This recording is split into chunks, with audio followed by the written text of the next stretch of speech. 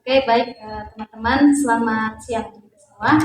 Siang. Jadi saya di sini selaku ketua kelompok. Saya kemarin diskusi pertama kita sudah membagikan eh, siapa-siapa yang akan membawakan atau mencari materi yang sudah saya bagikan.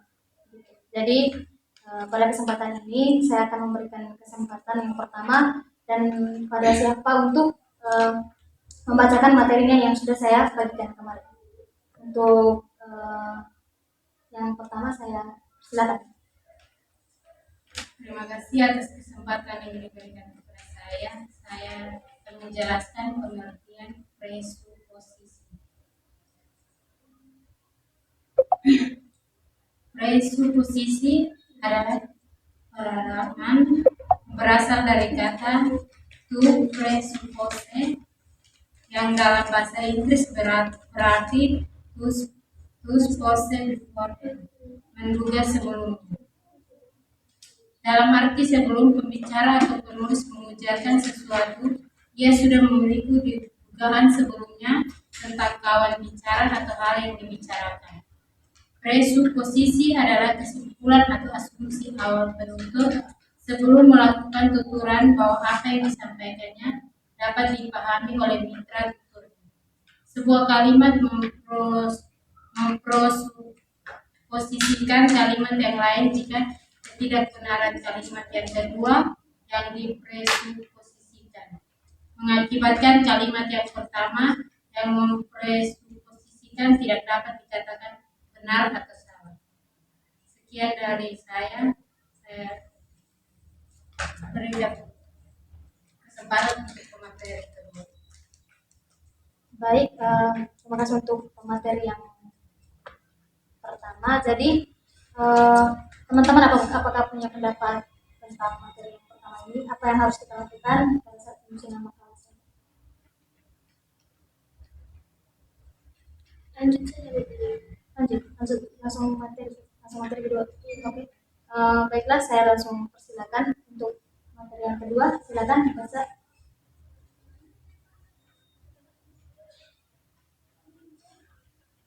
Ini mungkin materi yang kedua tentang ciri-ciri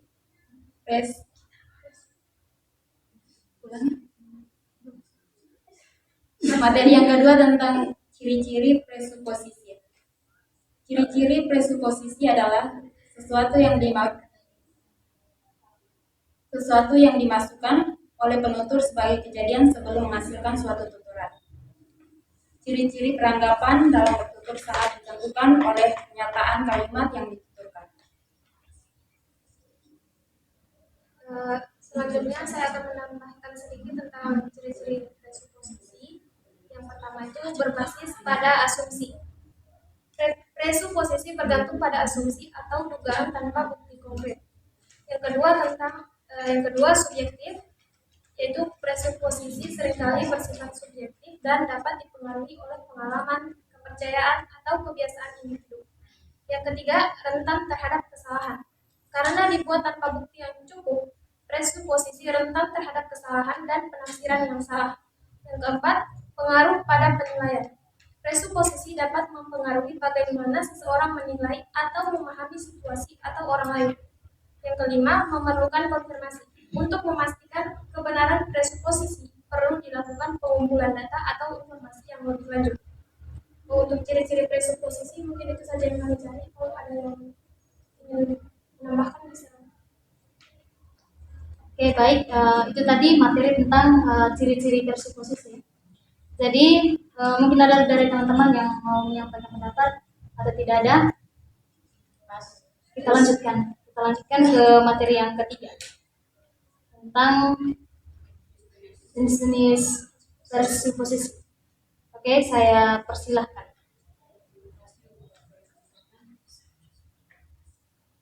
Jenis-jenis preposisi dibagi dalam 6, yaitu yang pertama presuposisi eksistensial. Presuposisi eksistensial adalah peranggapan yang menunjukkan eksistensi atau keberadaan atau jati diri referen yang diungkapkan dengan kata definir. Yang kedua, presuposisi faktif. Presuposisi faktif adalah peranggapan di mana informasi yang diperanggapkan mengikuti kata kerja dapat dianggap sebagai suatu kenyataan. Yang ketiga itu presuposisi leksikal.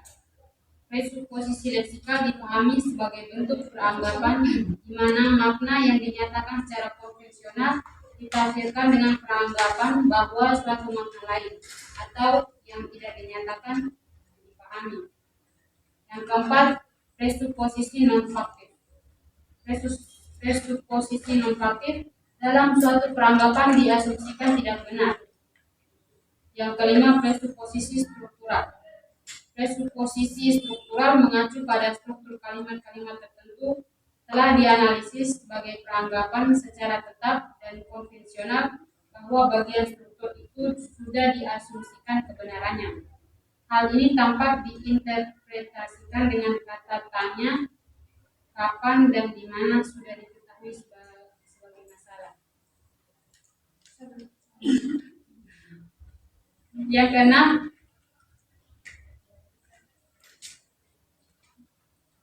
presuposisi kontrafaktual.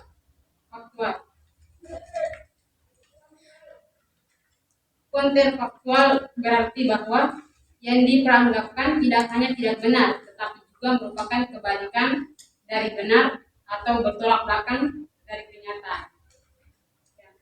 Saya mungkin sedikit. Kamu bisa isi dengan contoh mungkin dalam Oh, yang maaf tadi ada contoh. Nanti pas ini pas penyusunan makalahnya nanti di situ semua kita lengkapkan sama-sama. Oke, untuk jenis-jenis presuposisinya selesai. Untuk yang terakhir saya persilakan. Tentang entitled. Entitled atau dalam bahasa Indonesia dikenal dengan istilah entitled adalah salah satu topik yang dibahas dalam studi pragmatik. Pragmatik sendiri adalah kajian tentang hubungan antara tanda, misalnya kata atau kalimat, dengan orang yang menginterpretasikan tanda tersebut. Dalam konteks ini, entitled berhubungan dengan makna yang secara implisit terkandung dalam suatu pernyataan atau tuturan. Misalnya, jika kita memiliki pernyataan hujan turun jadi jalanan basah, entitled-nya adalah jika hujan turun, maka jalanan akan basah. Dalam hal ini, fakta bahwa jalanan basah adalah konsekuensi logis dari hujan yang turun. Entitled juga sering dibahas bersama dalam konsep lain seperti preposisi dan implikator. Preposisi adalah asumsi yang implisit dalam suatu tuturan, sedangkan implikator adalah makna tambahan yang disarankan oleh tuturan tersebut. Sekian dari saya. Untuk materi apa tadi?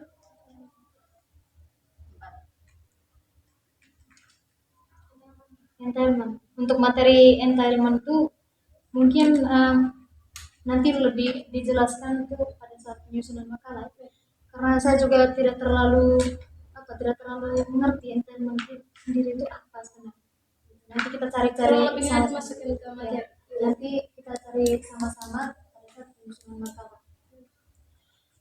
Baik, untuk hari ini terima kasih untuk teman-teman sekalian yang sudah mempertanggungjawabkan tugas yang sudah saya berikan. Mungkin itu saja ya untuk diskusi kali ini, dan untuk selanjutnya kita akan melakukan pengerjaan makalah secara bersama. Selamat siang. Assalamualaikum warahmatullahi wabarakatuh. Jadi kurang lebihnya nanti kita masukin ke materi kan, ke makalah. Makalah, pembuatan makalah itu bagaimana? Apakah kita masing-masing dari apa yang hasil kita sampaikan ini kirim ke kau, baru kau buat, atau kita buat sama-sama? Dan kesepakatan waktunya itu kapan?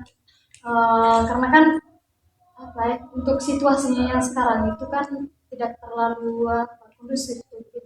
Jadi mungkin untuk pembuatan makalahnya nanti pada saat hari Senin itu seperti yang teman-teman bilang hari Senin kita buat setelah ada mata kuliah, kita buat makalahnya, kumpulkan materi yang sudah kita bahas tadi itu, kita buat makalahnya. Tapi mungkin untuk untuk lebih ringan ya nanti kan laptopnya pakai laptop saya. Jadi untuk pertamanya misalnya buat kata pengantar yang lain, daftar isi yang lain, saya buat dulu. dulu. Nah, nanti supaya pas kita ketemu dan kerjasama di kampus, kita hanya menyusun materinya saja. Itu bisa ya? Oke, berarti nanti gini, nanti setelah pembuatan makalah kita kan ini materi kan dibagi, jadi kita tidak paham satu sama lain kan. Setelah pembuatan makalah ada baiknya kita memahami materi masing-masing gitu, Iya ya. biar kita paham. Supaya Jadi ada tidak hanya pertanyaan patokan dari materi kelompok kita lain. saja, patokan materi kalian juga kita paham. Jadi kita juga belajar materi kalian Iya iya.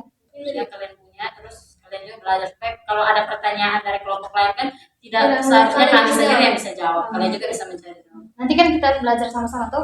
Kalau misalnya kan sudah pembuatan makalahnya sudah selesai, pembuatan PPT-nya, untuk makalahnya kita bagikan ke kelompok yang kita punya.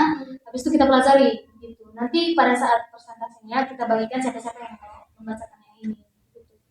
Untuk menguasai materi yang ini itu siapa begitu. Supaya pada saat presentasi kita tidak terlalu fokus kepada teks. Oke? Gitu saja. Itu saja.